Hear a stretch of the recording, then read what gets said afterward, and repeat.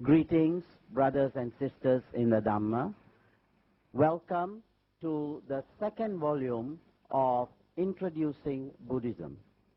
As you know, the first volume consisted of a number of prominent Buddhists asking relevant questions regarding Buddhism. And for this second volume, we have invited a number of prominent Buddhists from various organizations active in the Buddhist Mahavihara Kuala Lumpur to ask a few questions of a distinguished panel of Buddhist monks whom I will be introducing to you in a few minutes' time.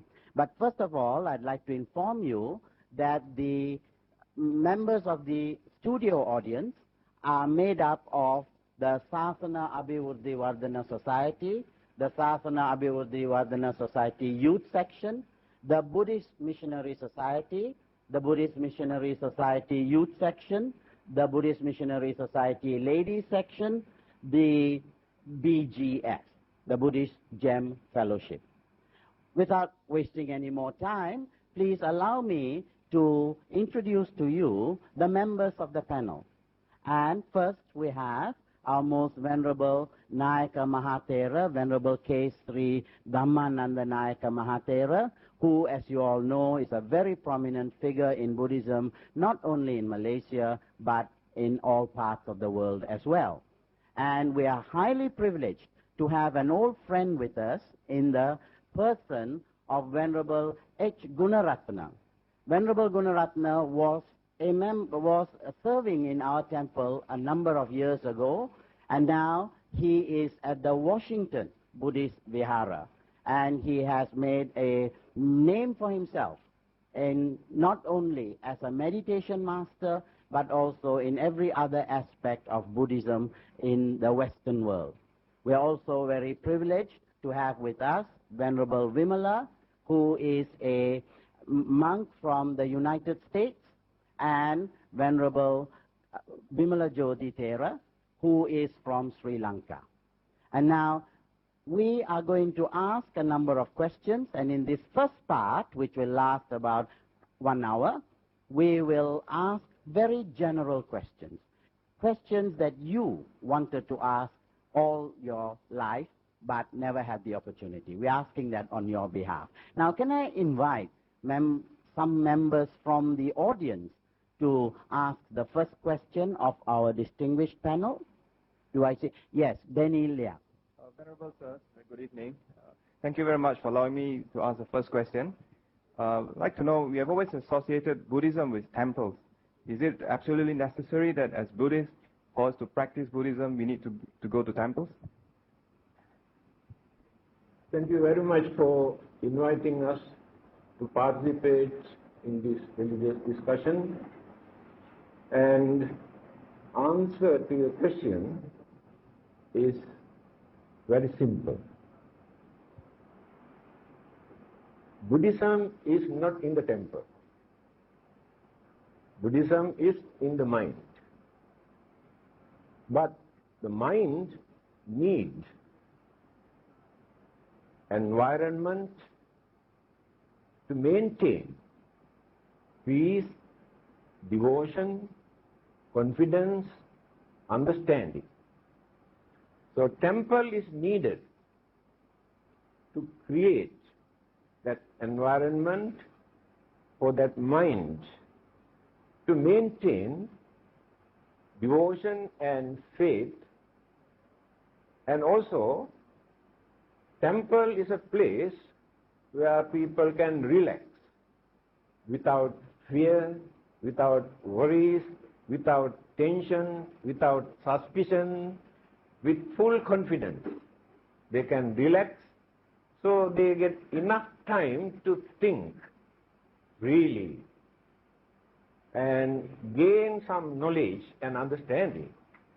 On the other hand, there are monks and some others who can guide and advise and give necessary information about religion or how to practice religion. Therefore, temple is is a very congenial place for people to practice Buddhism. For example, when we are sick, we can take treatment at home, but there is no guarantee because the atmosphere at home is not very suitable. If you go to hospital, there are doctors, well-trained nurses and medicines, all the medical facilities are available. Then we had to obey all their instructions and guidance, and easily we can cure our sicknesses. Thank you. Good evening, Venerable Sirs. My name is P. K. Chi. I'm from Buddhist Missionary Society. I believe that other religions tend to associate or criticize Buddhists for being idol worshippers. So my question is, are we Buddhists really idol worshippers?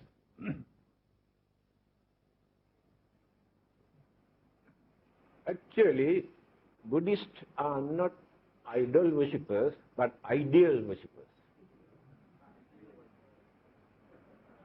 Because, first thing, the word worshipping also wrong from the Buddhist point of view. We do not worship, but we pay homage, pay respect, in appreciation of the Buddha's highest achievement, perfection, supreme wisdom, enlightenment. Therefore, we pay homage. For that, we use the word worshipping. But we do not worship idols. We worship the Buddha.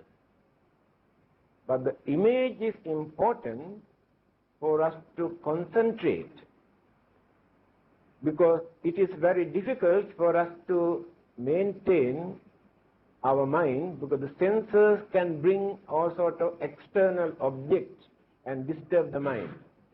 To avoid those external disturbances, we take the Buddha image as a symbol. Then very easily we can concentrate and we can recall the Buddha into our mind. We can create the real Buddha in our mind. But the image is important for us to concentrate. On the other hand, some people take the Buddha image to recall the Buddha and reflect all the good qualities and virtues and wisdom of the Buddha. Then it turns into some sort of meditation. We call Buddhanusati Bhavana. By reflecting all the great virtues and the qualities of the Buddha, they train their mind. Then the image is important in that respect. Therefore, it is wrong for people to say that we are idol worshippers, because we do not expect anything in return from the idols. But we take the image as an object for us to train our mind to develop our concentration. Thank you. Most Venerable Reverend, I thought it would be relevant and definitely useful for us to recognize the fact that the Buddha himself did not want an idol of himself in his lifetime. Neither did he want idol worshipping as a practice. So I think there is always this misconception that this was something that is being promoted for perpetuating his goodness and his greatness. I think the fact, if you could elaborate on this, in terms of the historical happenings, actual incidents where the Buddha had very categorically stated, and how the devotees respected the Bo tree first, and then went on to bringing about the idol of the Buddha through cultural contact with the Western world. Thank you. I think you are right. There were several occasions when the disciples wanted to erect the image of the Buddha. The Buddha said it is not necessary. He did not encourage for anybody to erect the Buddha image. There is no evidence to prove that there was any Buddha image in India for nearly 500 years after his passing away. First, they started to worship or pay respect to the lotus flower in place of the Buddha. Later, they have erected the feet of the Buddha, then paid respect.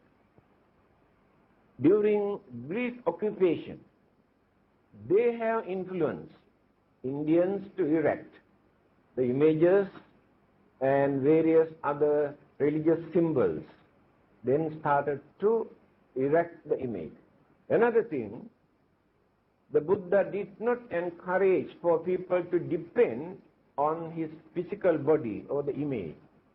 So one of the disciples who had been experiencing emotional satisfaction by watching the Buddha image, the Buddha's figure or the body, the Buddha said, by watching this dirty body, you won't gain anything.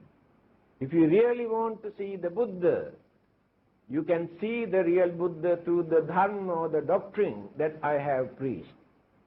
That is why earlier also I mentioned, when we think about the great qualities and virtues of the Buddha, we can create the real Buddha figure in our mind without depending on images and idols.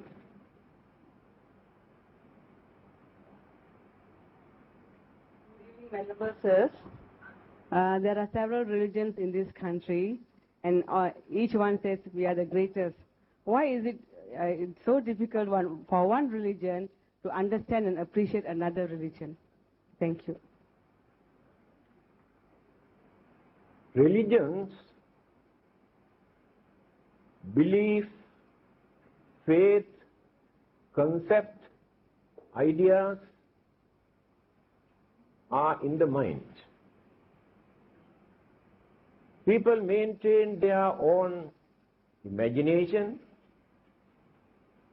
through their hallucination or misunderstanding, if not by creating some sort of ideas in their own minds because of their fear or worries or disturbances.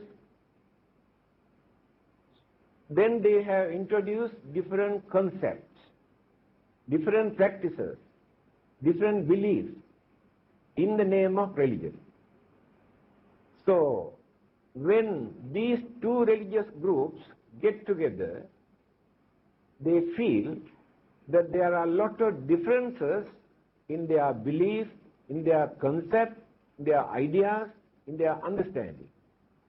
That is why it is difficult for them to, it is not respect. Actually, today people respect each other and appreciate also certain aspect of religion. And some others try to ridicule and criticize and accuse the followers of certain religion. But some understanding people, without criticizing, accusing, blaming, they try to show the similarities as well as differences.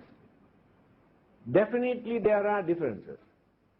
If there are no differences, it is difficult for people to maintain their own religious belief and faith. On the other hand, religious practices depend on their way of life, their culture, their tradition. So, in different countries, they have their own tradition, customs, and way of life, and their own way of thinking. So, religion also they mold according to their way of thinking. That is why there are differences. But as Buddhists, it is our duty to not to show any hostility or discrimination, or not to criticize or accuse or blame, but to understand. Definitely there are differences. Thank you. Venerable Gunaratna, maybe you could add on to this, having lived in the United States for such a long time and having also been living here, do you see any differences, any developments pertaining to this question of religious tolerance and understanding? I think what Venerable Nayakathera mentioned is quite true. People don't like to respect other religions out of fear. Many people want to have a large number of adherents for psychological reasons. If they respect other religions, they think that they are going to lose their own followers. And therefore some people don't like to respect or appreciate the beliefs and practices of other religions. However, in countries like Malaysia, the United States, there are various religions existing side by side. Among them, Buddhists are the ones who always like to live and let live. Buddhists everywhere like to agree to disagree. If people have different beliefs, different ideas, different practices, we have to, as Buddhists, respect them for their own ideas and practices. In the United States, one country I know has one of the best constitutions in the world. The forefathers, the founders of the United States have written one wonderful constitution. According to U.S. Constitution, the United States is not a country of particular religion. It respects, appreciates all religious practices. We all enjoy the same privileges in the United States that any other religious persons have. For instance, religious organizations are tax exempt, and we enjoy that privilege in the United States. Even the government does not interfere in religious affairs.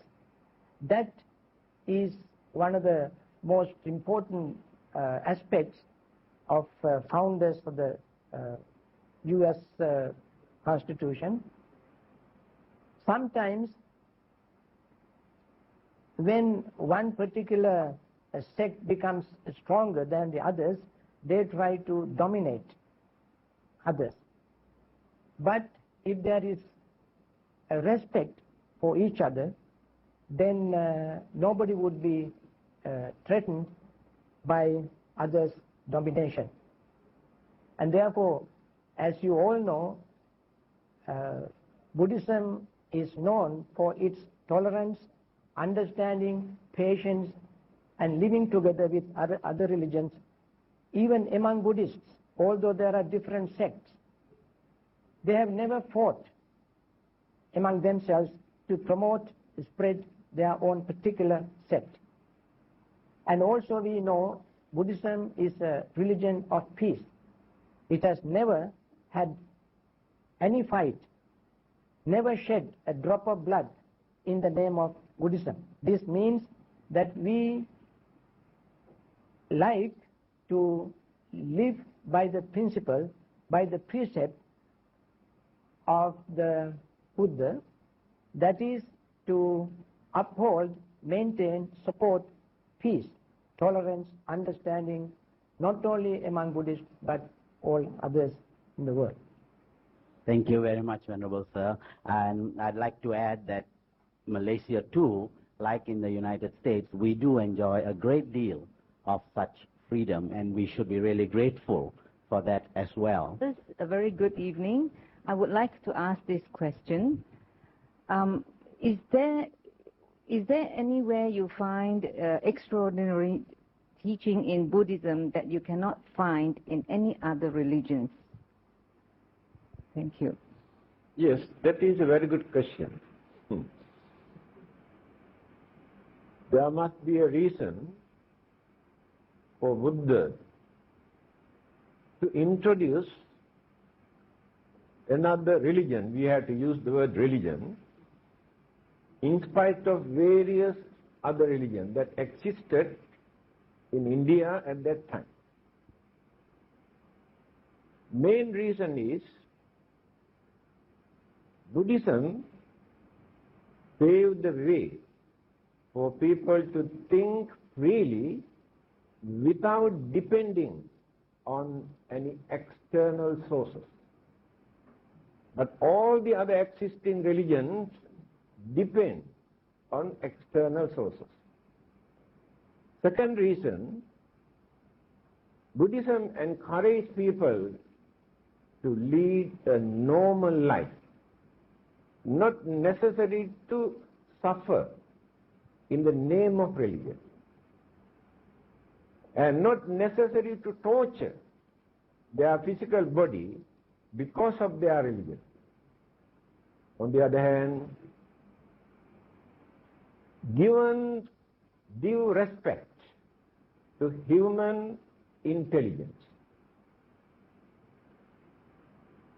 because religions give faith, develop faith by giving something for people to believe.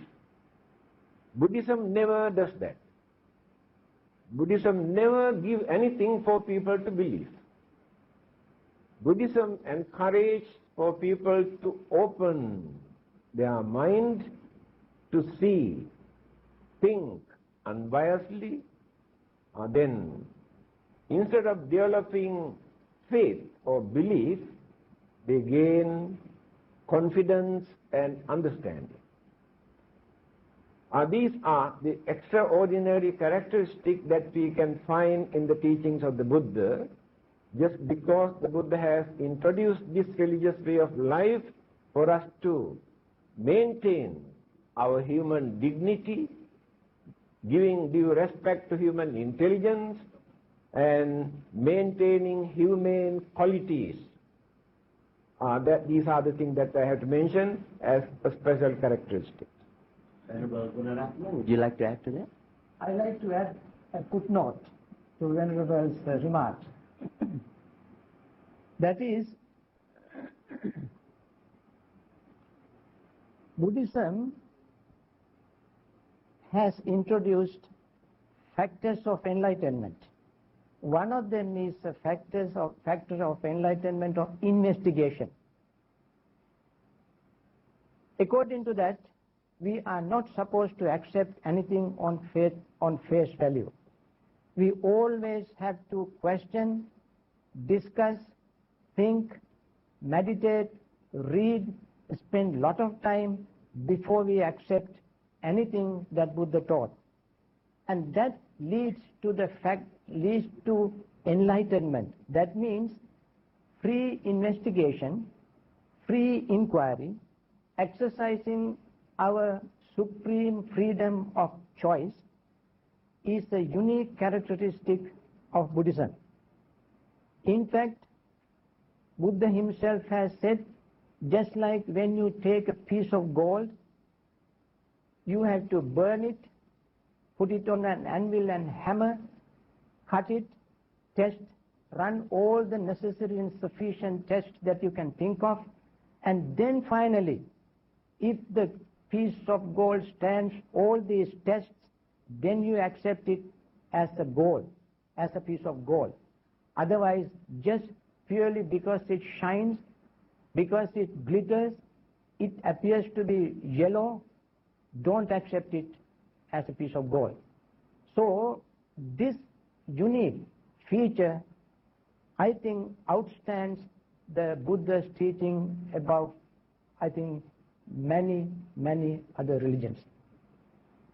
Thank you, sir. And one more question. Well, sir. In most of the religions, there is a figure of character where it's known as a supernatural being. And we call this God. Okay, now, we don't have such a teaching in Buddhism. And hence, Buddhism is known as an atheistic religion. Is it true? Professor? Buddhism is theistic, not atheistic. That is, it is not built around one idea of one supreme being. However, it is very beautiful. There's a beautiful central teaching which is called niyama.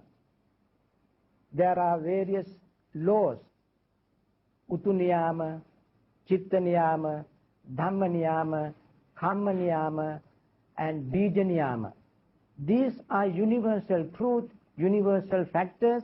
If somebody wants to have a figure, the head, the supreme center of a being, perhaps we can use this as our God. You know, idea or the word God is sometimes misinterpreted, and therefore some people are afraid of using the word God. I think we don't have to be afraid of the word. We have to use and learn to give an interpretation of the word God. We don't have one single personal God, but we have immaterial, impersonal, non-anthropomorphic God that sometimes can be equated with Nibbana or with these natural, normal laws that governs the entire universe. Therefore, in that sense, we call Buddhism is atheistic, not atheistic. Further to Dr. Gunaratana's explanation, I'd like to add a few more words. He defined that word atheistic as theistic. But I would like to introduce this non-theistic. It is not atheistic. Buddhism is not atheist, non-theistic religion. But the definition is not only for the Creator God. Just because Buddhists do not believe in a Creator God, it is impossible to introduce Buddhism as atheistic religion, because there are many more ideas.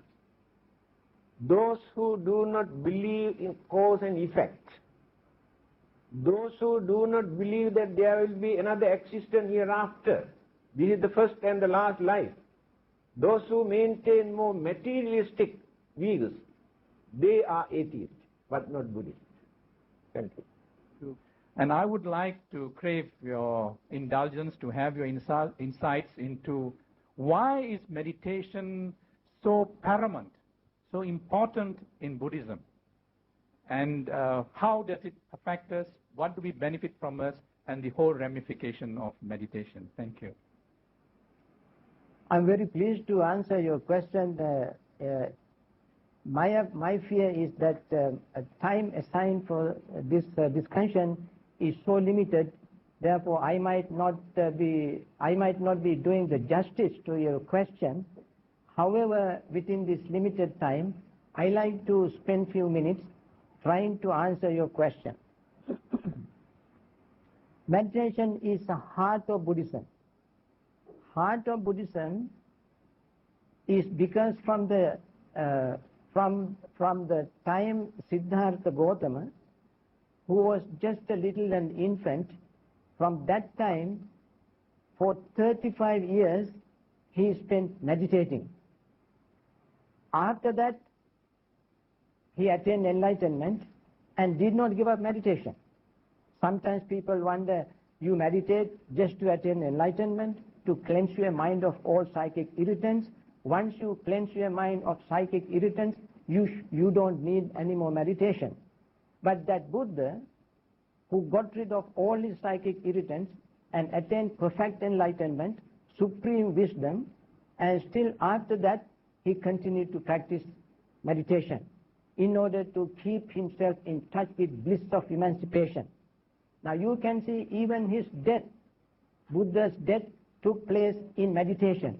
He attained the ninth jhana, immaterial jhana, and then came back to first material jhana, and then attained again the fourth material jhana and passed away. So you can see even the Buddha who attained perfect enlightenment had attained that state through the practice of meditation. No matter what else we do, we can practice morality, we can practice what you call dana, generosity, but without the practice of meditation, none of us will be able to attain enlightenment. Because of this, I ask people who postpone the attainment of enlightenment till Maitreya Buddha. My question is, what is the wrong with Gautama Buddha? Is Gautama Buddha lack of his enlightenment? Does Maitreya Buddha teach something different from Gautama Buddha? Maitreya Buddha will teach the same Dhamma that Gautama Buddha taught. And therefore, centered to the Buddha's teaching is meditation, because it is the only thing that one would be able to remove one's own deeply rooted psychic irritants. Furthermore, I would like to mention in the Heart of Buddhist Meditation Sutra, which is called Four Foundations of Mindfulness, at the very outset of that sutra, he said, this is the only way. When we say the word only way, sometimes that can turn people off. They might think, because even the Buddha himself denied the claim of being only way.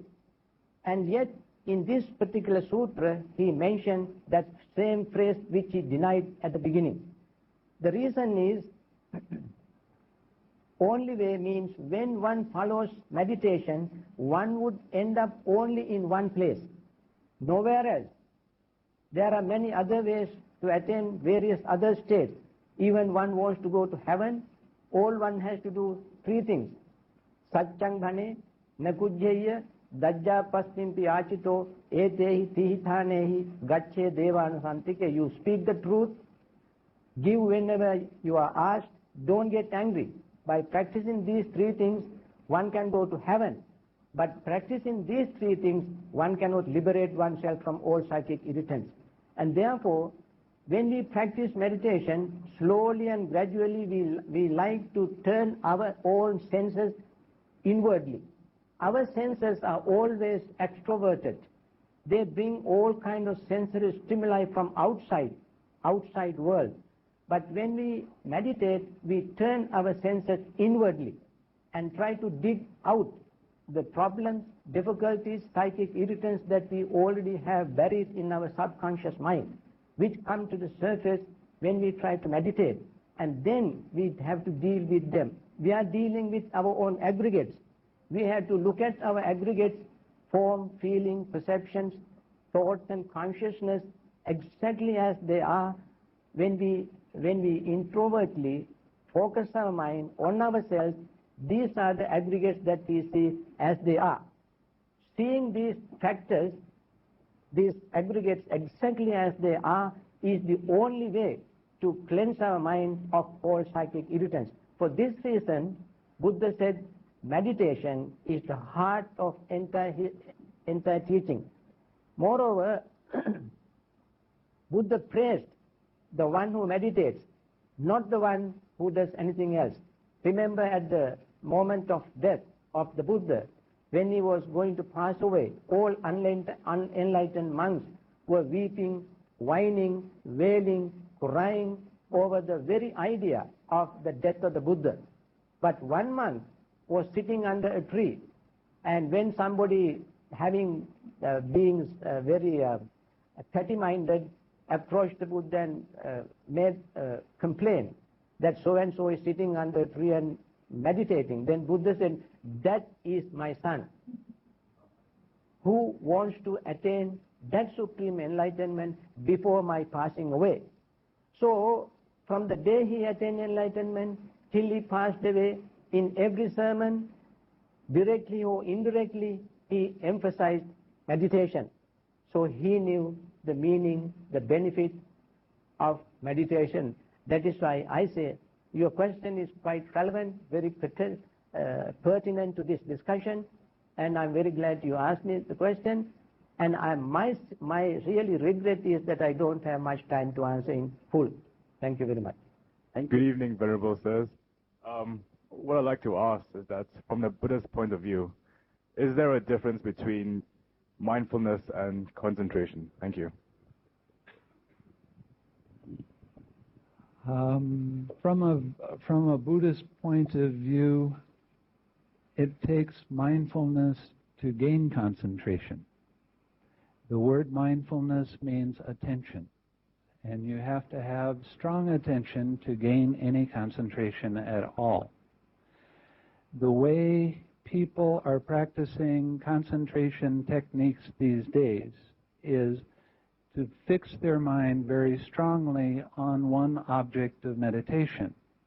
When they fix their mind very strongly on an object of meditation, it doesn't move from that object of meditation after they've developed their mind to a degree. When you fix your mind on an object of meditation, let's say watching the breath, and your mind gets into a state of absorption, a very deep and pleasant state of mind.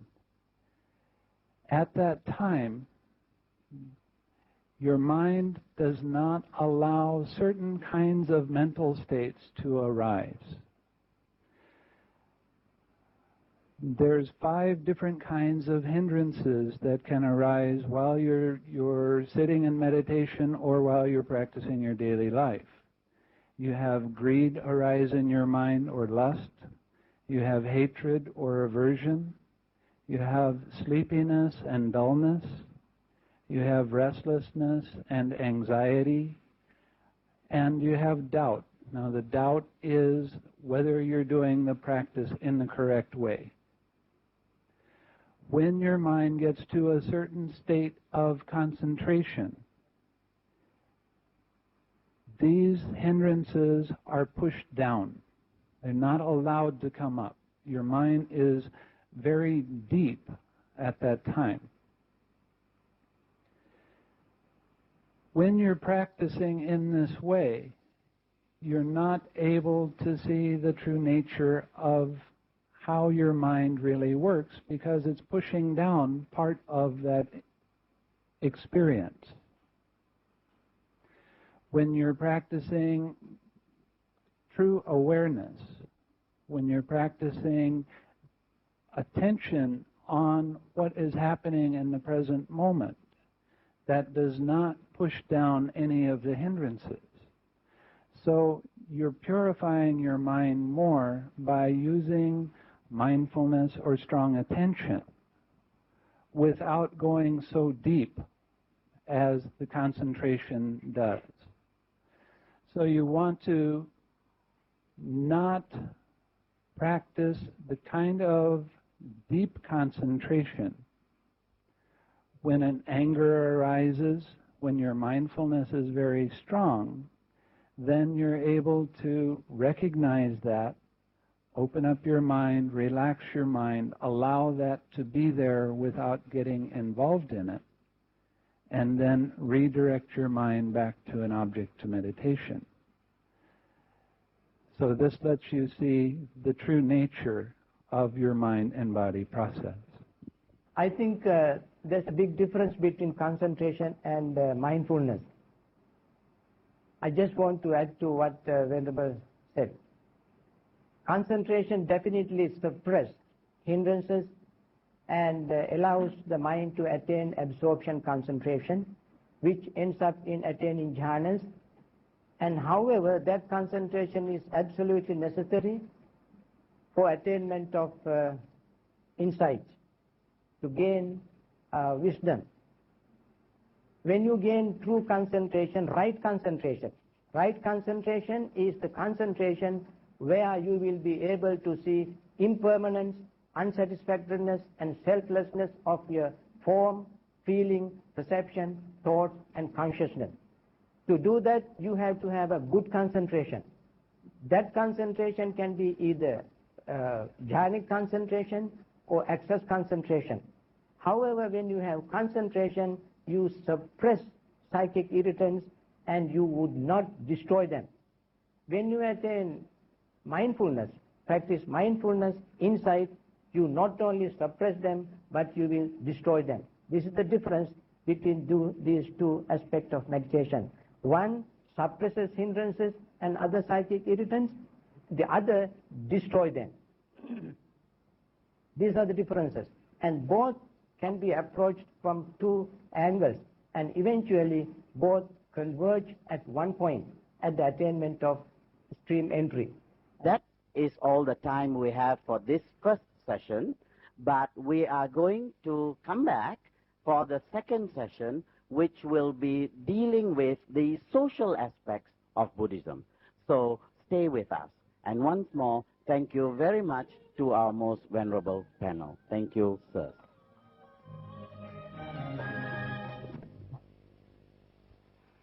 Welcome back. And this is the second part of our series, Introducing Buddhism. And this time, for the next 50 minutes or so, we are going to examine the social aspects of Buddhism. And once again, we have our panel of distinguished speakers, and we have our members from the studio audience. Could I, without wasting any more time, call upon the first question? Yes, Dr. Tan. Good evening, Reverend Sir. May I ask this question, that in what way Buddhism contributes to the welfare of humanity? Thank you. I think we will be benefited in three ways through Buddhism. As long as we live here in this world, the Buddha has given all the necessary instructions and guidance and advices to lead a very peaceful, happy, prosperous, contented life. At the same time, Buddhism also teaches us how to live in this world by fulfilling all our duties and responsibilities and obligations towards our family members, our relatives, our friends, and the country, and the nation, and the government, by leading a respectable, harmless, noble life.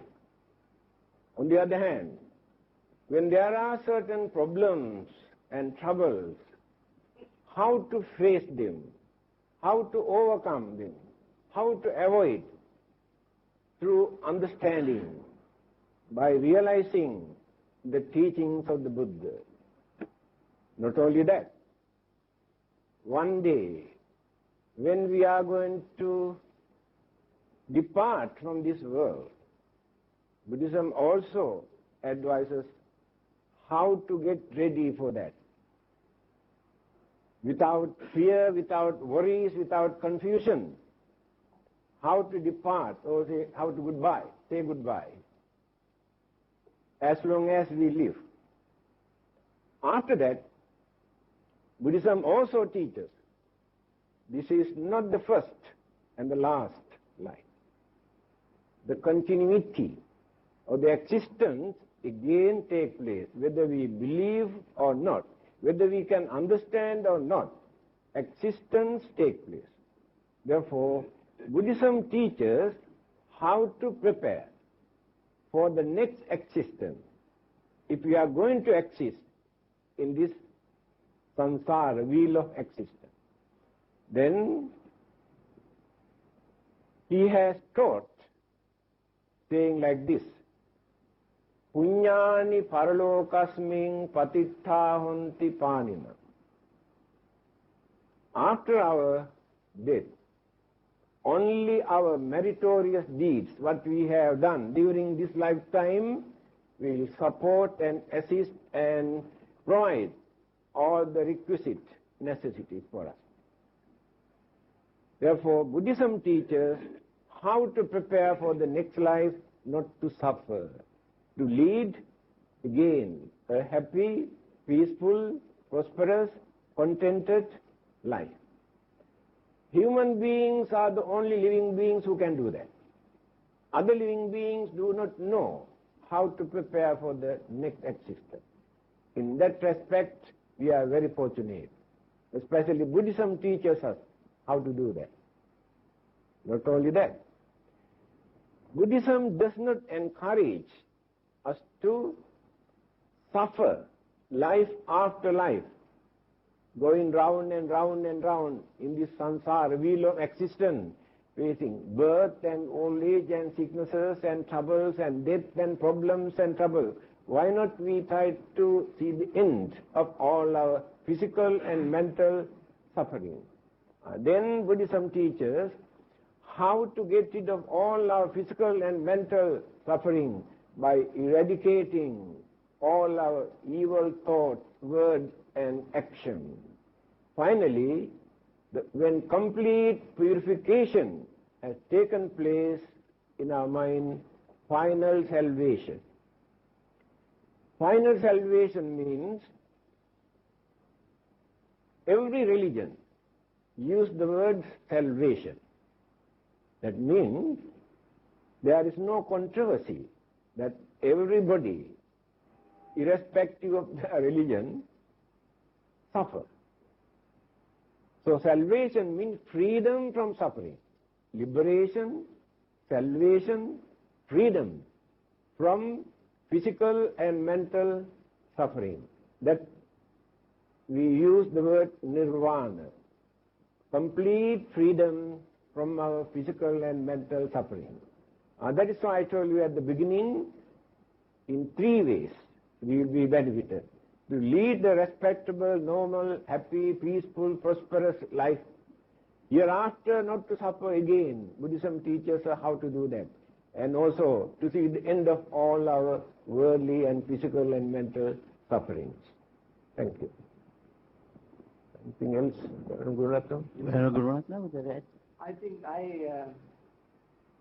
I really appreciate Venerable's response. All I can do occasionally is adding footnotes to what he says. Buddhism, in the social dimension, we see Buddhism teaches us to discipline ourselves.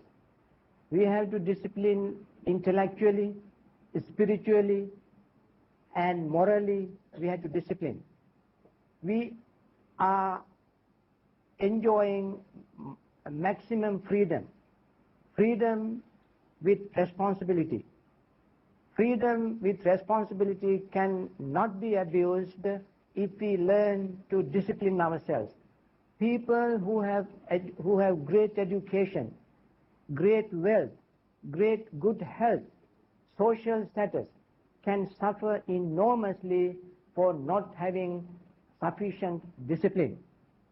Discipline to use their wealth, discipline to use their health, discipline to use their friends, discipline to use their responsibility and freedom. And this discipline is the wonderful gift of Buddhism. Moral discipline comes what is called through sila. Spiritual discipline comes through 2 stages. One is called concentration, the other is called insight.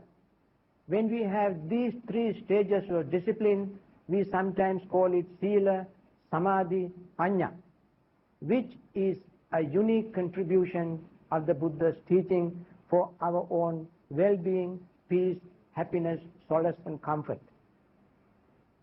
Thank you, Venerable Sir.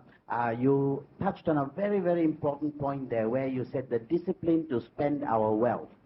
Too many Buddhists think that if they are Buddhists, they must not spend their energy seeking wealth. And this has given us a very bad name. But by saying that we must have the discipline to earn wealth, you are also saying that there is nothing wrong with earning wealth, provided that we know how to use it. Thank you for reminding us of this. I think our Buddhists need to be reminded. And maybe, Dato', you want to add a footnote? With your kind indulgence, again, this being a dialogue, and since this is a very relevant aspect of Buddhism, that we are talking about ourselves for the first time vis-a-vis Buddhism, I thought I would try and make some comments and get some response from the distinguished learned panel. And that is in terms of personal self-development. I mean, we talk in terms of what is the relevance of Buddhism to us here and now in this existence. And listening to your wisdom and insights, I can't help but get the impression that Buddhism has the guidelines to go forward, that we individually have potentials and skills, innate potentials and skills in ourselves, and Buddhism allows, because of the discipline of the mental side and the physical side, meaning the development of the bhavana method of improving your mental faculties through meditation, and the sila aspect of developing our physical being, that we are able then to have personal self-development in any aspect of our endeavors. That's one aspect. The other aspect is the health aspect, because no other religion can guarantee immediate benefits through better, healthy conditioning of the being. Maybe I would be, I think, appropriate if I ask our most venerable Dr. Gunaratna to respond on that. Thank you. Yes. I think that's very good question. We have to talk about mental health. We have to talk about quality life. Quality life does not come from material things that we have accumulated. Amount of cars, amount of bank account, and friends and relatives and food and so forth. The quality life comes from the state of mind. The state of mind has to be healthy, peaceful and happy.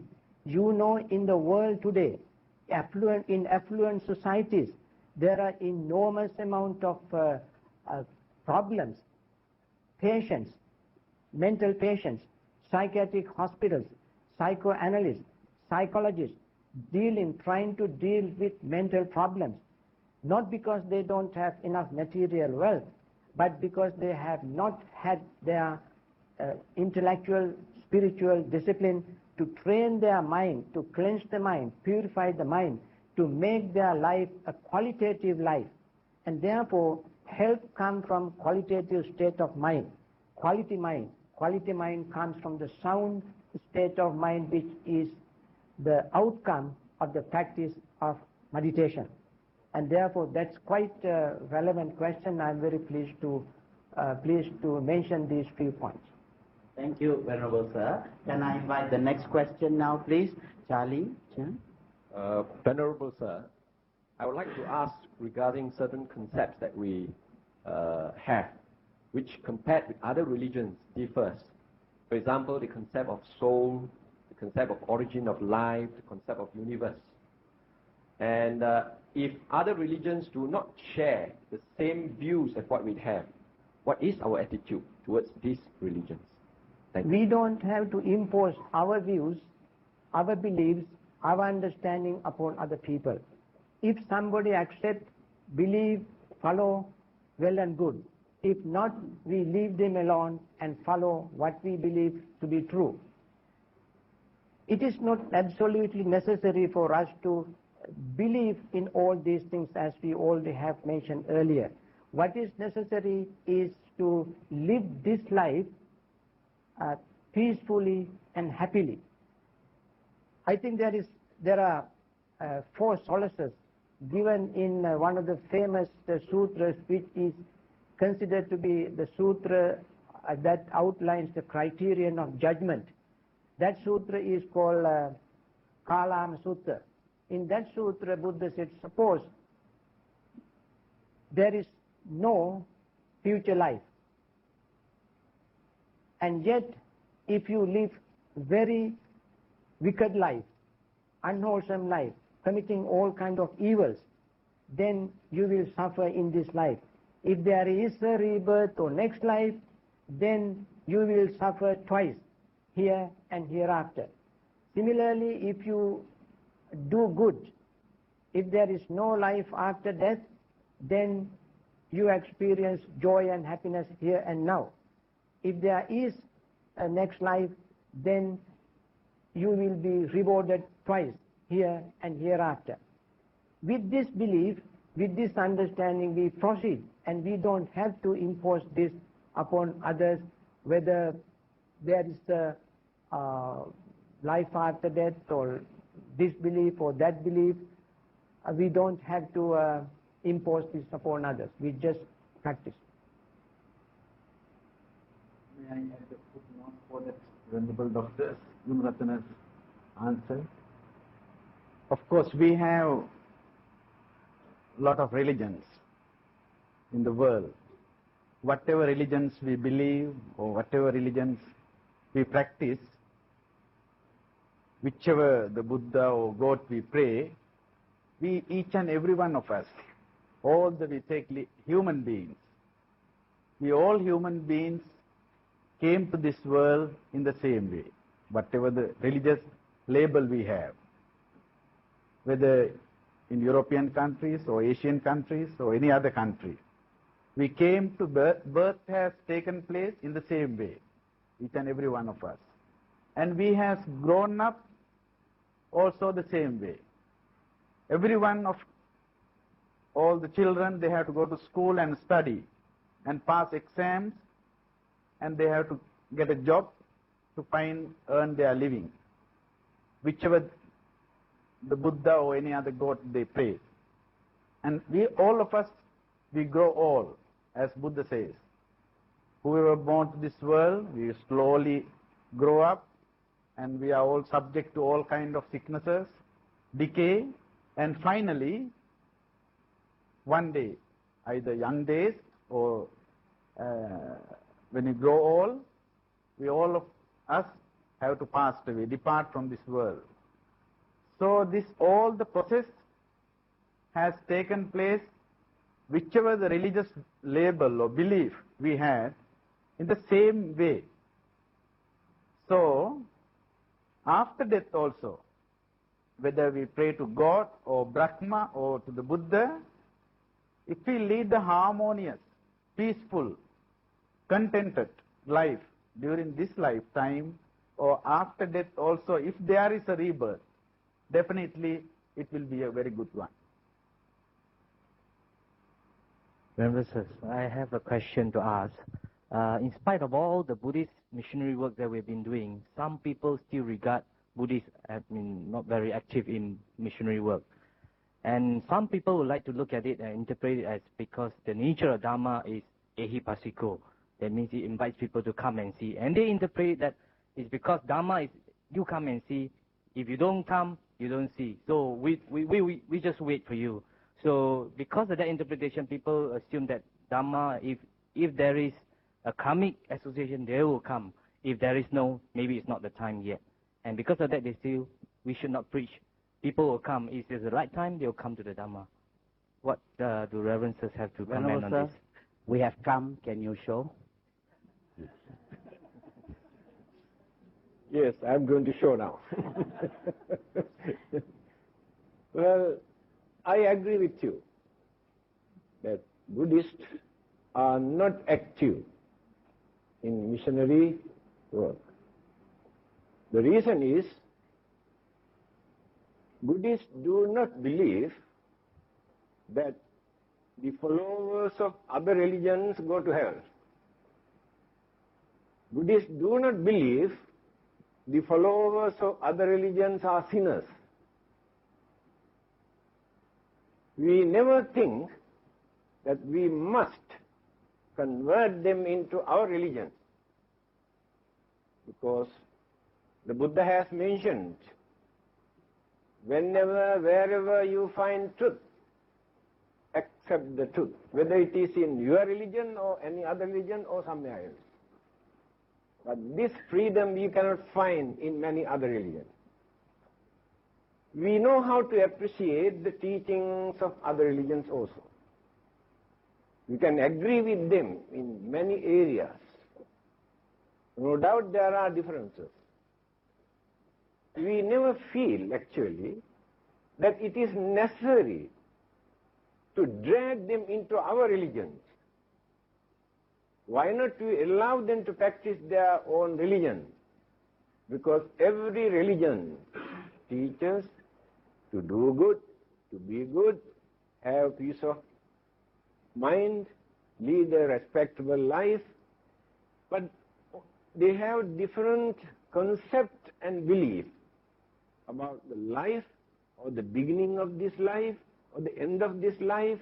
They have different views. They are not very important for us. To live peacefully, with mutual understanding, we can allow others also to practice their religion. We can work with them. We can live together without showing any discrimination or hostility to the followers of other religions. Our duty is to tell the truth, reveal the Dhamma. We have been associating with the followers of many other religions in this country. There were many occasions we had the opportunity to explain what the Buddha taught. They appreciated, no argument, no disagreement, truth is truth. So, if Christians can remain as good Christians, Muslims can remain as good Muslims, Hindus can remain as good Hindus, that is what we need as Buddhists.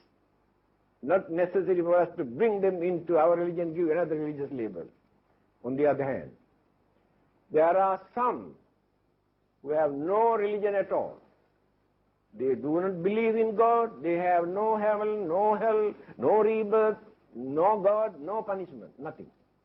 But they too, many of them, lead respectable life. They do a lot of services to others on humanitarian ground by extending their kindness and compassion and sympathy and understanding, but not expecting any reward from God, not to avoid the punishment from God. To me, they are real religious people, because they are not selfish. All the other followers, they expect something from the Buddha or from the God, otherwise they don't want to practice their religion.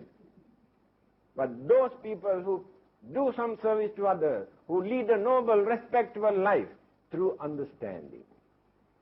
So as Buddhists, we appreciate their way of life, therefore we also never think those who have no religion also go to hell. Thank you very much. Venerable Sirs, I would like to ask a question on status of women in religion. Because as we know, some religions practice discrimination on women in religious practices. What is the Buddhist attitude on this issue? I think, very strictly speaking, sex has nothing to do with the attainment of liberation. If one cleanses one's own mind, whether the person is man or woman, that person can attain liberation from psychic irritants. In Buddhism, we should say, very strictly speaking, there is no discrimination whatsoever. Discriminations have been imposed upon people of one category or another by the social conditions, social norms, according to traditions. That has nothing to do with the real teachings of the Buddha. Buddha's teaching is the way, a method, a system of cleansing the mind. If one understands that, whether the person is a man or woman, that person can attain liberation. And that is our very unique position in the Buddha's teaching. You have given a theoretical discussion on the position of women in Buddhism. But if we analyze in detail, nuns are supposed to respect the monks, even though they may be more senior than the monks. So how do you argue for this? Now, these are because of the social conditions that Buddha imposed. At the time, we had to look at the history of the development of nuns' order. At the time when the nuns' order was introduced to Buddhism, women's position was lower than animals' position. You all know the historical background of how nuns' order was introduced at that time. And therefore, in order to please them, Buddha had added additional conditions only to please them. Otherwise, these are not invariable, unchangeable, permanent, eternal laws. They can be changed from time to time. If the society at that time were as enlightened as today, as liberal as today, as educated as today, people have been going forward, thinking, discussing of equanimity and equality. If that was happening at that time, Buddha would have not introduced these new additional rules. And therefore we have to accept the fact that these have been introduced by the Buddha to meet the demand at that time in that society. It may not be applicable today. Therefore, I think, and Buddha himself has mentioned, that you can change the rules and regulations, which are the rules and regulations to govern an organization. Like when you have an organization, you make constitution. Constitutional laws, rules can be changed from time to time. But the truth of Dhamma can never be changed. I'm talking about the truth of Dhamma. If a woman, whether she is senior nun or junior nun, ordained or non-ordained, if a woman realizes the truth, to that extent, to that degree, she is eligible to attaining enlightenment. That is what I'm talking about. I think Dr. Gunathan has given an excellent interpretation regarding this issue. We never think the nature of the society in India that existed 2,500 years ago. And all the conditions that the Buddha has given for women is not to show any discrimination, but for their protection. Because it is very difficult for them to lead a very tough and very hard life in those days. There were no proper monasteries, no shelters. Many of those monks were staying in open areas, under the trees and jungle and here and there. And women cannot do that. That is why the Buddha was reluctant to allow them to enter into the holy order, because it is difficult for them to protect themselves. On the other hand, Buddha was the only religious teacher in this world who has opened the gate for women to enter into the holy order. Even today, this 20th century, in the modern world, in the West also, still they are reluctant to give this freedom to women.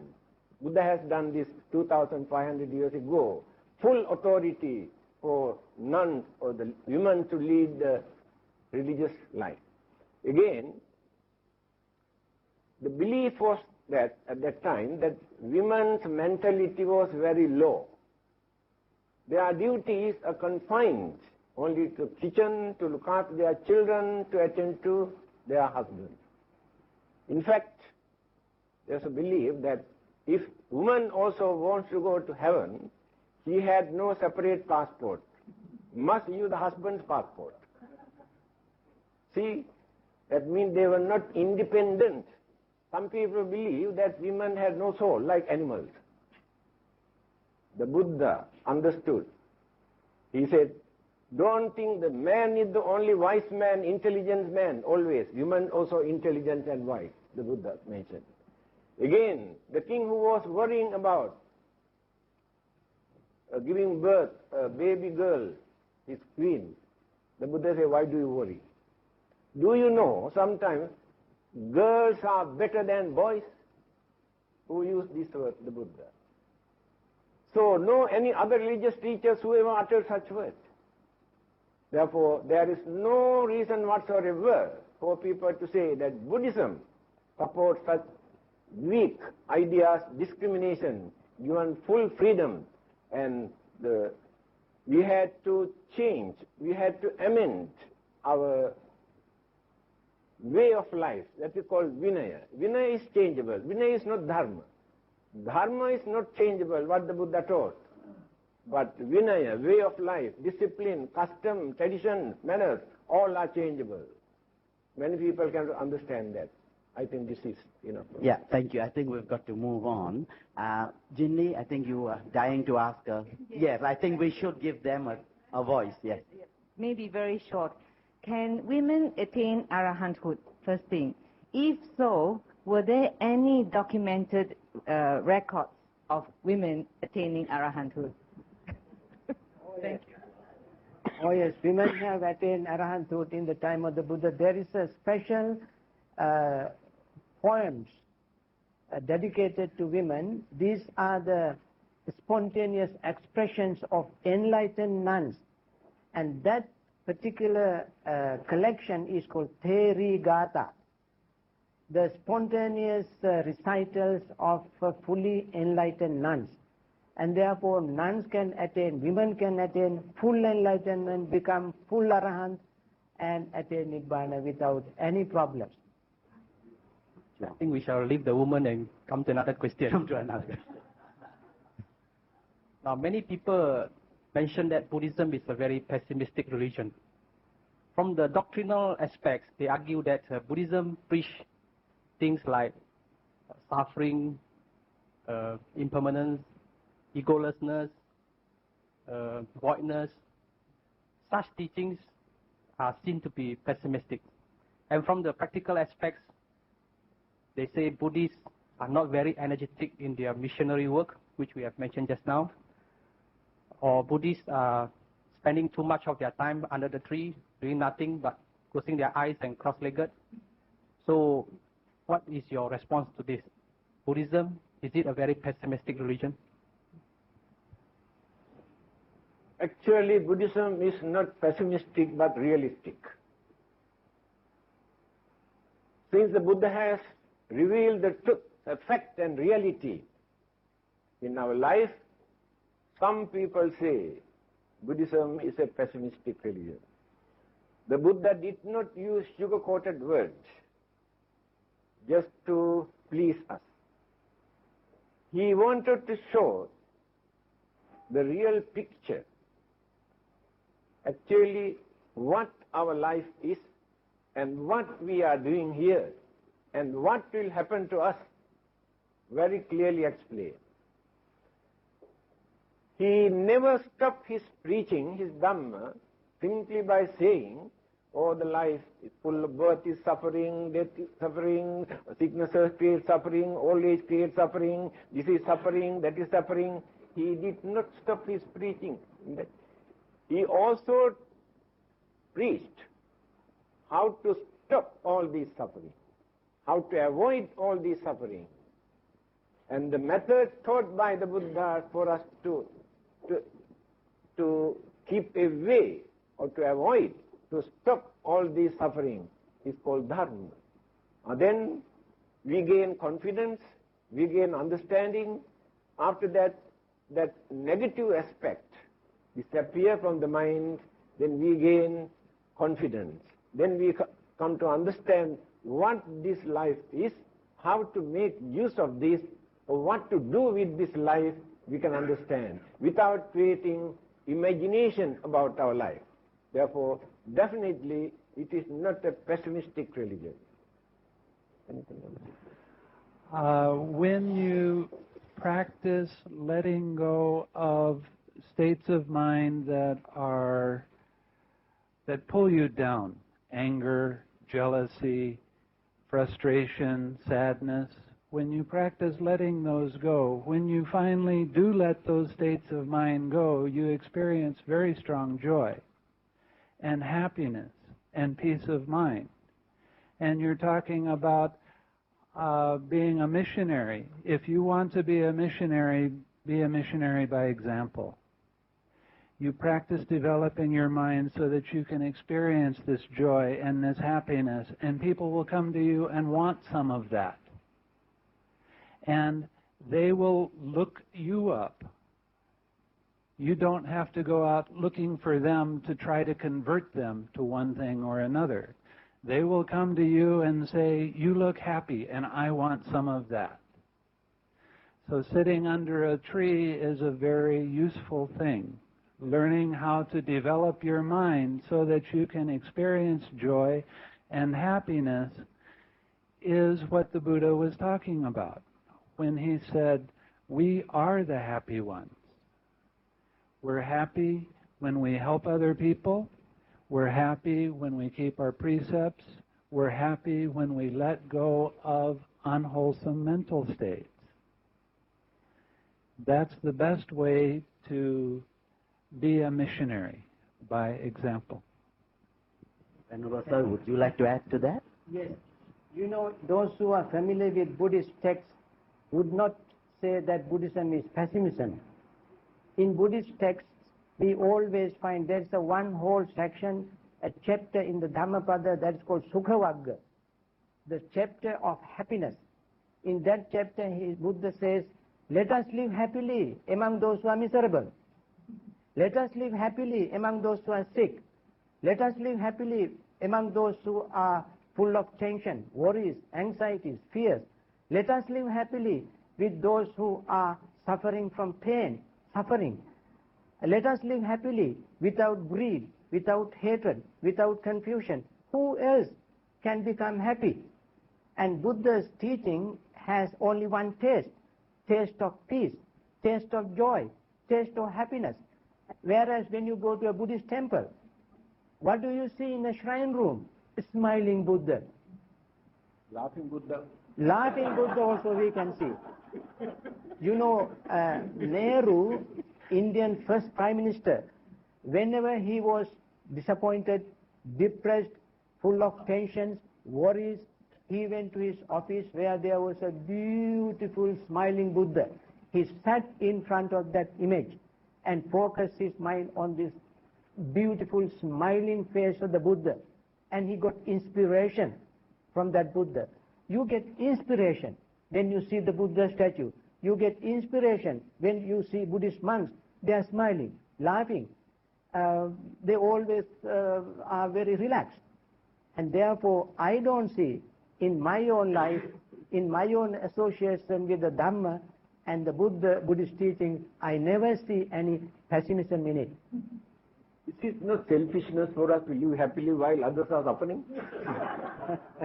Venerable Sirs, I have a question to ask. Some people say renunciation is running away from worldly duties and responsibilities. What is your explanation, Venerable Sir? Renunciation actually is not running away from reality but facing reality. When you learn to face reality, you learn to renounce unreality. You accept reality and let go of unreality. The problem is today's world is that they have turned everything topsy-turvy. They see unreality as reality and reality as unreality. And that is what is called distorted perception. It is just like magic show. When you go to see a magic show, you will sit in front of a magician and you will be fooled, you will be laughed, you will be booed, you will be clapping your hands. But one of you goes behind the screen and make a little hole and peep through the hole at the magician. Then every time magician takes a stick, you know what he is going to do. When he takes his cap, you know what he is going to do. At the end, you really realize what the magician was doing, what he has done. When you come out of your hiding and face audience, one of your friends would come up to you and ask you, have you seen magics? You would say, there's no magic. Then your friends will laugh at you thinking, my poor friend is gone out of his mind. He does not see magic. and he says there is no magic, then you will tell the audience, your friends, my friends are fooled. They have distorted perception, distorted views, and therefore they think there is magic. Now, who is real here and who is distorted? And therefore, these days, people who see the truth are considered to be abnormal. Those who see the unreal, untruth, got distorted, confused, deceived, are considered to be normal. So we have to make the distinction between the normality and abnormality. We have to make the distinction without right seeing and wrong seeing. And that is what we are trying to do.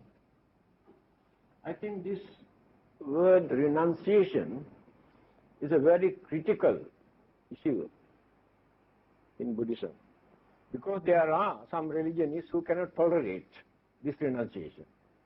That is why they say people are running away from worldly duties and responsibilities and obligations. But when you study the instructions, guidance given by the Buddha to those who have renounced the worldly life, he said, go forth. Don't stay here in the monastery or somewhere else. Go and do some service to others for the well-being, for the benefit, for the happiness of others. Tell them what is right and what is wrong. Again, after this renunciation, there are a lot of duties for us to fulfill. In fact, we cannot even forget our father and mother. The Buddha says you can go and bathe them, feed them, if they can't afford to find out their food or their living. And real meaning of renunciation is not to become slaves to worldly pleasure, sensual pleasure, which is a fleeting nature, which can blindfold us, which can mislead us. Keep away from all these sensual pleasure, fulfill your duties, responsibilities toward the public for their well-being. We will now take another break and we'll meet again for the third part of our series, Introducing Buddhism. Stay with us, and thank you once again to our most venerable panel. Thank you.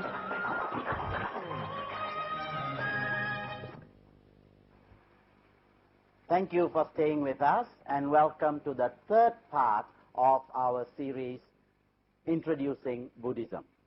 Now we will try and examine some of the more deeper doctrinal aspects that Buddhists like to ask.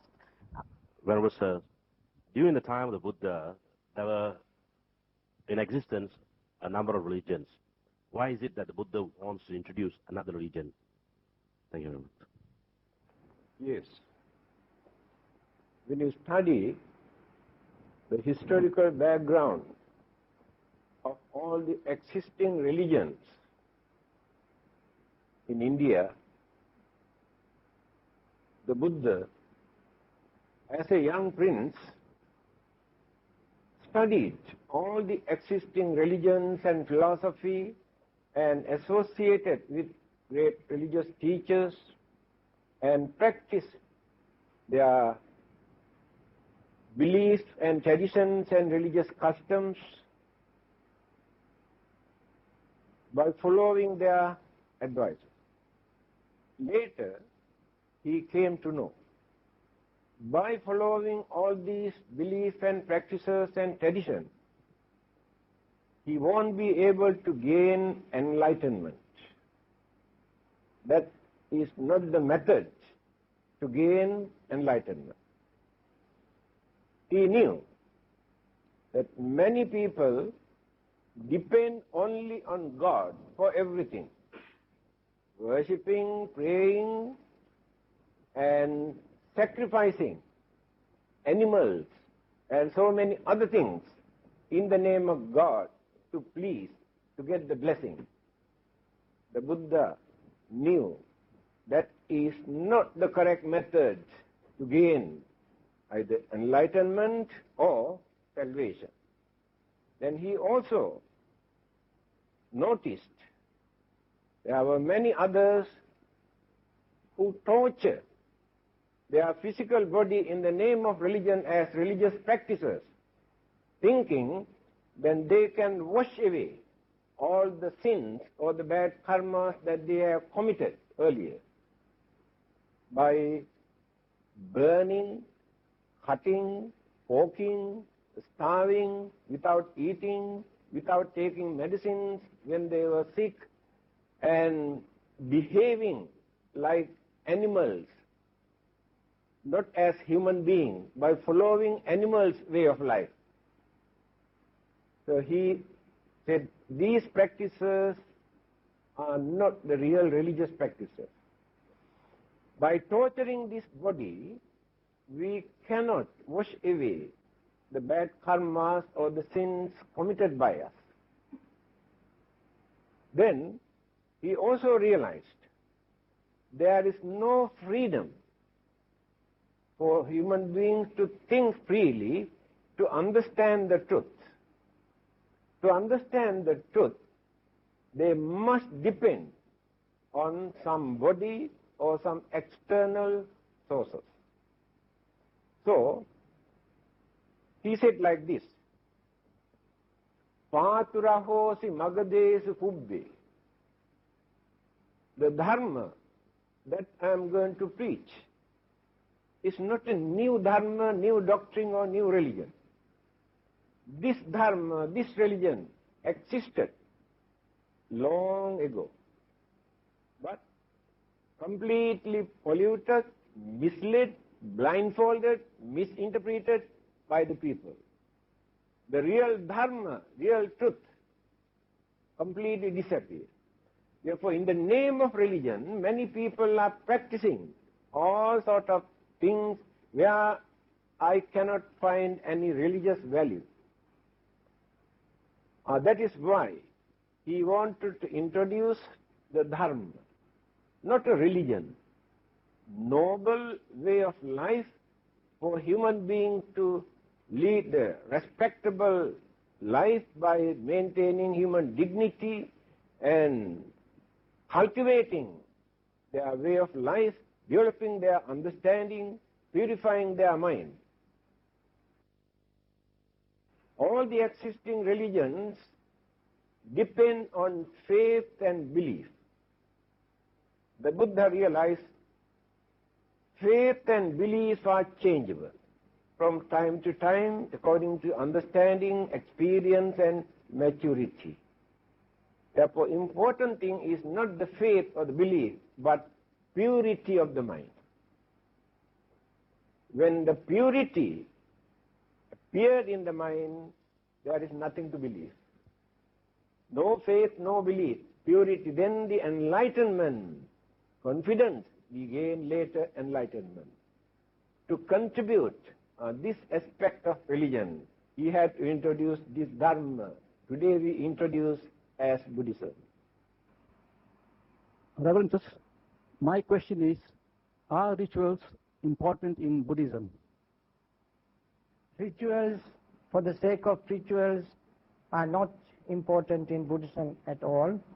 Rituals have their own place. They are peripheral to the main teachings of the Buddha. The Buddha's teaching now has become like a huge tree. When you look at a tree from the top, you will see the canopy, leaves, branches, flowers, fruits, and then come down, you will see the softwood, and then roots. Inside all this, there is heart, the core of the tree. Similarly, in the Buddha's teaching, there is the core, heart, but it cannot preserve, it cannot be put into practice by itself by everybody. There are certain people who certainly need certain amount of rituals in order to approach Buddhism, in order to understand Buddhism. But they must understand that these rituals do not bring them salvation, liberation from their psychic irritants. They have a place for them to get involved, get interested in the practice of the true Dhamma.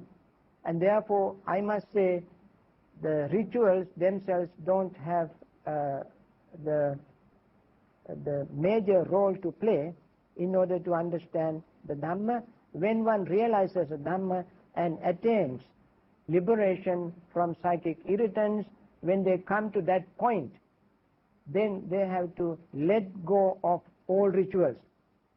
To believe that one can attain liberation from psychic irritants by following rituals itself is a fetter. So one has to let go of that fetter in order to gain true liberation from psychic irritants. I think rites and rituals are very important at the beginning. Just like children need toys to play. But when they grow, automatically they throw away. Exactly in the same manner, most of these rites and rituals that we perform for a certain period until realization appear in the mind. Another thing, we have to define this word, ritual. Some are based on our traditions. Some are based on our culture, our way of life. Some are meaningful. Just because they are rituals, we cannot throw away everything at once. Some are meaningful. But the advice given by the Buddha is this. Even to attain the first stage of sainthood, Sotapanna, no one can gain that until completely eradicate the belief that they maintain. Through these rites and rituals and practices, they can gain their salvation. Silabhata paramasa, not to cling, not to develop attachment towards the rites and rituals. When they develop our mind up to that extent. The mentality of our society, say for example a Buddhist country, their way of thinking, the knowledge is not all are very advanced. So the basic teaching like Four Noble Truths, Eight Noble Paths, Anicca Dukkha Anatta, all these things are each and every one of them cannot understand. Maybe number can be very few. So those who cannot understand at the beginning stage, to them all those rites, rituals and ceremonies are important. For the Buddhists, after we die, we will be reborn. And for the other religionists, they will go to hell or go to heaven. But what happened to those who do not belong to any religion? Things never take place according to our belief. We can believe anything, but natural occurrences take place according to universal law or natural phenomena. Some people say they do not believe in rebirth. If rebirth is natural, can they stop their rebirth just because they don't believe it? Impossible. On the other hand, some people say, yes, we believe in rebirth. If there is no rebirth by nature, can they create rebirth just because they believe there will be a rebirth? That's why I told you, belief is not the important thing. Birth is natural. Sicknesses are natural. Old age is natural. Death is natural. Not necessary to believe. If anything happens after our death, that is also natural. It does not happen according to our belief or according to religious practices or what you call concept. How can we prove that it is true? In fact, today, many people do not depend on religion or Buddhism there are 3-4 religions like Buddhism, Hinduism, Jainism, Sikhism, who maintain this belief. Without depending on any religion, many people realized that it is true. When they hypnotize some people, they can recall their previous birth, explain everything, investigate it, 100% correct. Again, children in many countries suddenly remember their previous birth, start to tell everything about their previous birth. They have investigated all the information given by these children correct. All of us have this memory, submerged. So we cannot bring up to our normal mind. According to modern psychology, we can say it is the subconscious mind. But one day, when we develop our mind up to the highest level of sainthood or arahanthood or Buddhahood, then we can recall, we can remember all our previous births. Again, let us use our common sense. Why there are so many discriminations amongst the human beings? Who is responsible for that? Some people are dying, millions of them are dying without food and starving. Millions of them are living without shelter, without clothing, without medicine. And natural disaster, volcanic eruptions, and earthquake and war. Why do they suffer? We have to analyze. While we are enjoying our life, if there is anybody to create us, one group to enjoy their life, another group to suffer, then what is the reason? From the Buddhist point of view, we can say those who have done certain bad karmas, those who have not done good karmas suffer. Quite reasonable. And those who have done enough good karma, those who have led respectable, noble life, can lead a peaceful, happy, contented life.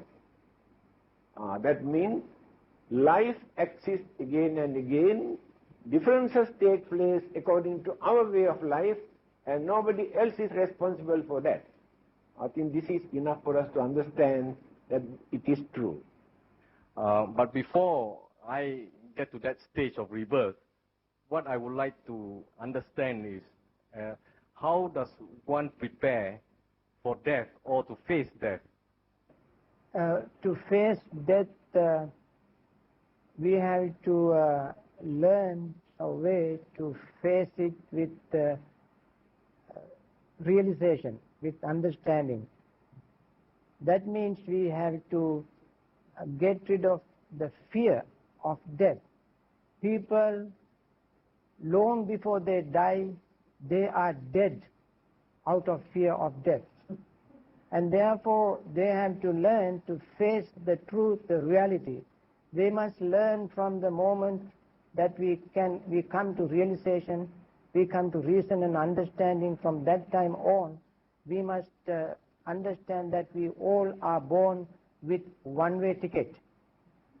And there is no one single moment that we can go back and change our directions. We continue to go forward with that one-way ticket.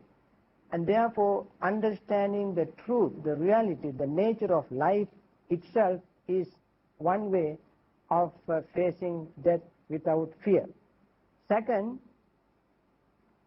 is that we must keep our mind as free as possible from numerous psychic irritants such as feeling of indebtedness. There is a particular happiness called anavajja sukha.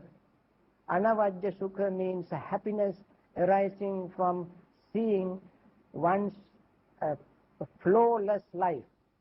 Anavajya means flawless life. That is living as clean life as possible. Of course, it is not possible for somebody to live perfectly clean life. But if one learns to make life as clean as possible, then that person can face death bravely and without fear. Buddha said one very beautiful thing he said. He said, mindfulness is the path to deathlessness. Unmindfulness is the path to death. The mindful never dies. The unmindful is dead already. So when we live unmindfully, we are always trembling. We are always frightened of death. When we live mindfully, moment by moment, seeing this death is happening every second, every moment.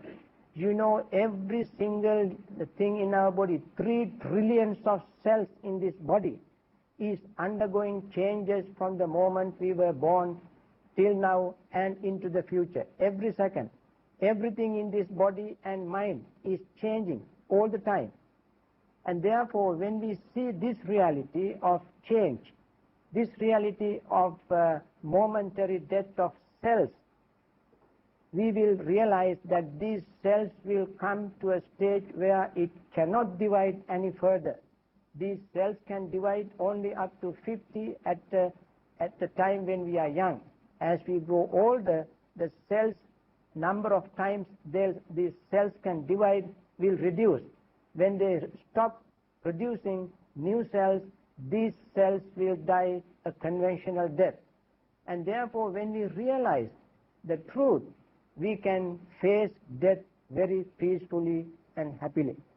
What intrigues me is that why can I not remember my previous life? You know, I ask you a counter question. If you don't get offended, please try to think of an answer to this question. Suppose I ask you, what did you eat in 1961 on Thursday for breakfast? What did you eat? What did you eat for lunch in 1960 on Thursday at lunchtime? You don't remember. So let alone previous life, even most of the things that we have done in this very life, we don't remember because our mind is cluttered, confused, full of all kind of information, all kind of conditioning, all kind of facts, all kind of figures, all kind of things are filled. Our mind is filled with all sort of things, and therefore it is not virtually possible for someone to recall a previous life. Secondly, if somebody dies with confused state of mind, it is most unlikely that that person could remember anything of the past. Thirdly, the time, the gap between death and real conventional birth, free birth, is very long, at least 9-10 months. That is a long period of time for us to forget the past. And therefore, there are many reasons for us not to be able to remember the past. My idea is, it is better not to remember our previous birth. We dig out more and more rubbish. To stop all these things, forget about the last birth. Well, Venerable Sir, now there are religions which believe that a human being is actually comprises of a body and an eternal soul. An eternal soul, which means that that soul which doesn't change in entity, which doesn't change in characteristics. Does Buddhism agree with this eternal soul? Thank you. I think answer is very obvious. Buddhism does not believe in eternal, permanent, unchanging self or soul. When we say we don't believe in eternal, unchanging, permanent soul, people might turn around and ask, do we believe in changing soul? No. It is a concept. You know, recently an American biophysicist has written a book. I don't remember its titles, unfortunately. Just you asked the question, it occurred to me that there is a book. And this man has proven that the soul or self is a concept that is constantly created in our mind all the time. And somebody who has written a review on that book has said that this discovery is as revolutionary as the discovery of DNA. That means now more and more intellectual, scientifically oriented, minded people have found out this is a very powerful notion that has been inculcated in our mind from time immemorial, and now it is for some people it is almost impossible to let go of that notion. But others who are liberal minded, who are inquisitive, who do not cling to one particular notion or another, have begun to realize that this is a notion that we have very dearly cherished in our mind for long periods of time. And Buddha, almost 3,000 years ago, saw this reality, and therefore he straight, without any hesitation, straightforwardly he mentioned that there is none, whether permanent self or impermanent self. I think this concept of soul is the misinterpretations of consciousness. Because there is no another religion in this world where we can find the analytical interpretations of the mind, only in the teachings of the Buddha. So when he analyzed the mind, he pointed out we have 4 mental faculties. Among those 4 mental faculties, Vijnana, consciousness, is the most strongest mental faculty, also introduced as departed consciousness. When we die, that consciousness departs from here. For that they use the word soul, because they have not learned how to analyze the consciousness. Because in that consciousness there are so many ingredients, mental energy. Avidya, Trishna, Karma, Upadana, Bhava. 5 mental energies are there in that consciousness. I have no time to explain all these things. Again, the 5 senses bring objects from outside and enrich that consciousness. Again, our feeling, sensation, or perception, or identification, and wholesome and unwholesome mental habit or karma, these things also contribute toward the consciousness. You can see how rich it is. There is even modern psychologists also do not know how to interpret, analyze the human mind. Because of this misunderstanding, they use the word soul, but Buddhism introduced as consciousness. Well, sir, I have one question here. I think in all religions there's this concept of heaven and hell, and inevitably we talk about one heaven, one hell, permanent heaven, permanent hell, but is it the same in Buddhism?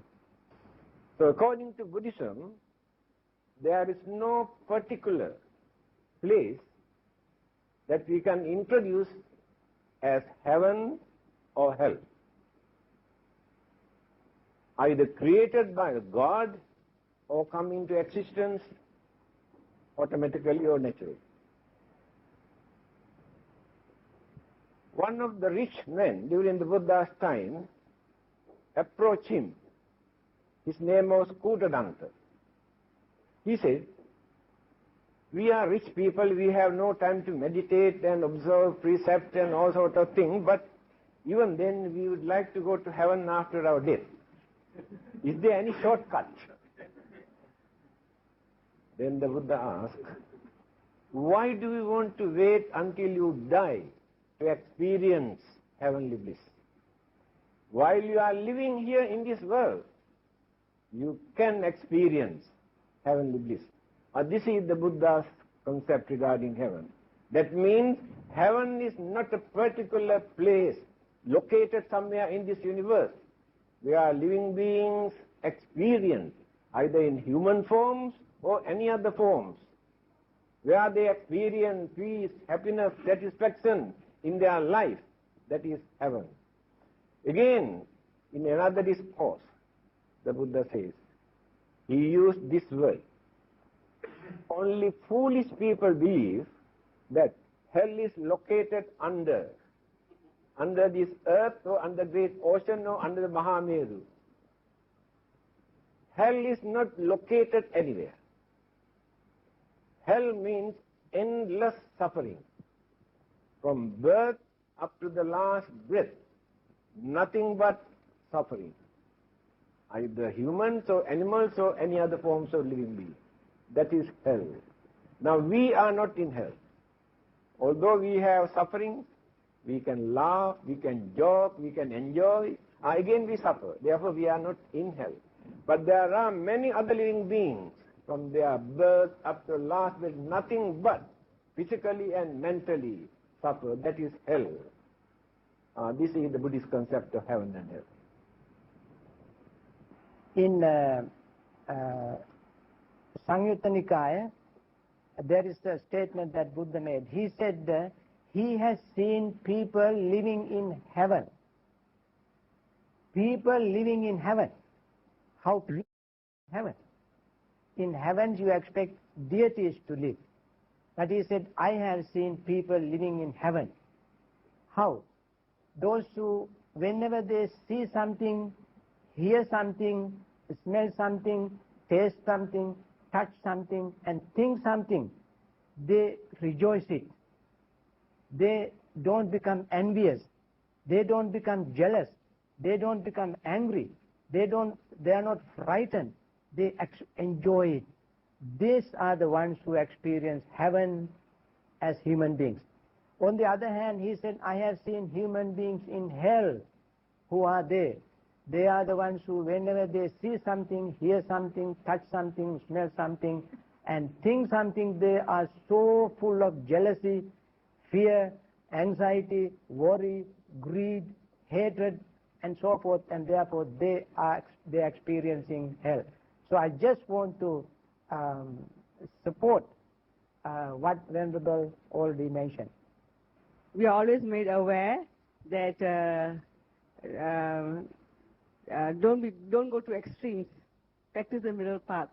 Why is Buddhism called the middle path? Thank you. Give the answer. Explain a little further. The Buddha's first sermon, called Dhamma Sutta, he very clearly mentioned what is middle path. He asked his followers to avoid two extremes, Atta-kilamatana yoga and Kama-sukhallikana yoga, self-mortification and self-indulgence. The Buddha mentioned through too much of giving sensual pleasures to your sense, you cannot gain anything. At the same way, torturing your body, at that time, there are various ways they torture the body, physical body, to find salvation. The torturing, also he said, no way you can find your final goal. So that's what Buddha asks us to avoid this too much of pleasing our senses and torturing our body, physical body. You cannot find, it's nothing to do with, you cannot find salvation. Only you have to develop your mind. For that, you have to practice middle path. Today, in the modern society, a lot of people, they try to misinterpret this middle path. Those who practice, those who used to take alcohol, cigarette and all, kind of things, they say we are not going to extreme, we are only practicing middle path. We take 50-50 is all right. That is what the Buddha, moderate. That is what the Buddha says, which is wrong actually. This is not what Buddha means. Buddha means don't go to extremes and to find our own liberation or salvation. Now, brothers and sisters who have been watching this program, maybe you have other questions. If you do, please do not hesitate to contact us. The address is given at the end of this, will be given at the end of this program, and you can telephone us, and we will always be happy to accommodate any questions that you have. And with that, may I say a very big sadhu to our 4 panelists, and a big sadhu to all the members of the studio audience. May you all be well and happy. Sadhu, sadhu, sadhu. Thank you very much.